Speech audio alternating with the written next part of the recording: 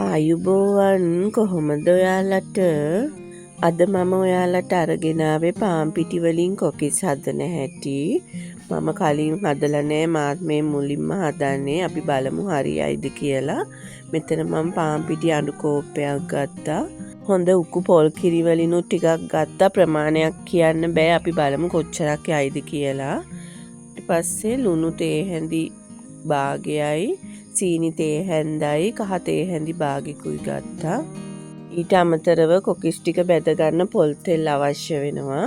අපි බලමු මේ කොහොමද දැන් පිටි මිශ්‍රණය හදාගන්නේ කියලා. පාන් පිටි අඬු කෝපේ මම භාජනයකට දාලා ඒකට ලුණු ටිකයි සීනි කහයි ඒ ටික ඔක්කොම දාලා ඉස්සෙල්ලා හොඳට මිශ්‍ර කරනවා. මගේ කොකිස් අච්චුව හොඳට ගැලවෙන නිසා මම බිත්තර එකතු කරන්නේ.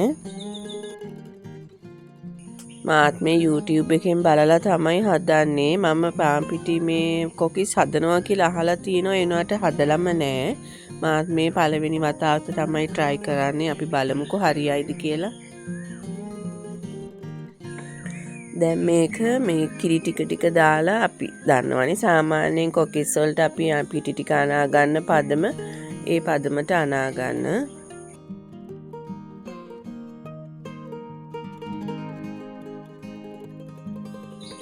මෙන්න මේ පදමට අනා ගන්න. මෙන්න මේ තියෙන්නේ මේ පදමට අනා ගන්න.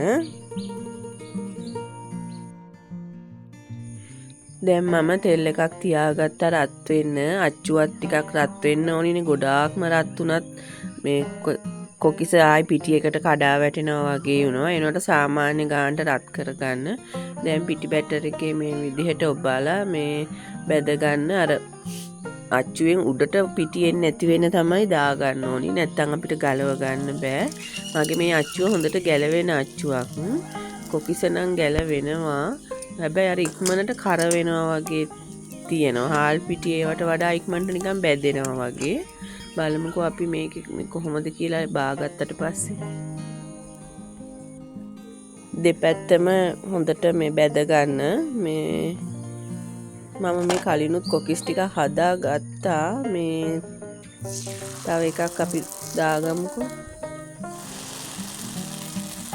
කොකිස ගැලවෙනවා. ඒක ප්‍රශ්නිකුත් නෑ. අපි බලමුකෝ මේ රස කොහොමද කියලා.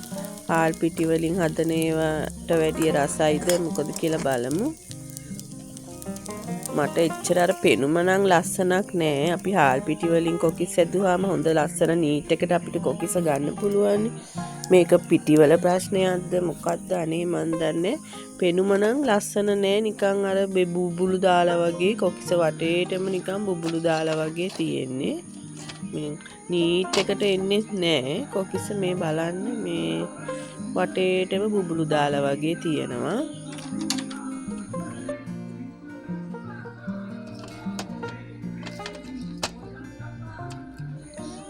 බලමුකෝ අපි මේ රස කොහොමද කියලා.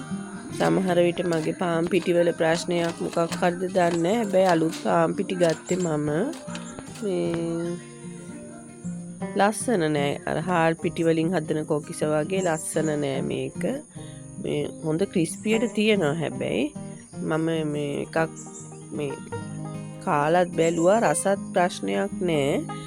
හොඳ ක්‍රිස්පියට තියෙනවා. හැබැයි ඉතින් දවස් දෙක තුනක් යනකොට මේක පෙඟෙයිද මොනවා වෙයිද කියලා දන්නේ නෑ. හැබැයි රස ප්‍රශ්නිකුත් නෑ. ඒනොත් ලස්සන නැති එක තමයි තියෙන්නේ. රසයි හැබැයි මේ ලස්සන තමයි නැත්තේ. නීට් එකක් නෑ කොකිස් එකේ. මාත් ඉතින් මේ පළවෙනි පාට try කරන්නනේ හැදුවේ. මේ මට නම් සැටිස් නෑ ඒක ගැන. වීඩියෝ එක නැරඹුවට ගොඩාක් ස්තුතියි. අපි ආයිත් අලුත් වීඩියෝ එකකින් හමු වෙමු. සුබ දවසක්.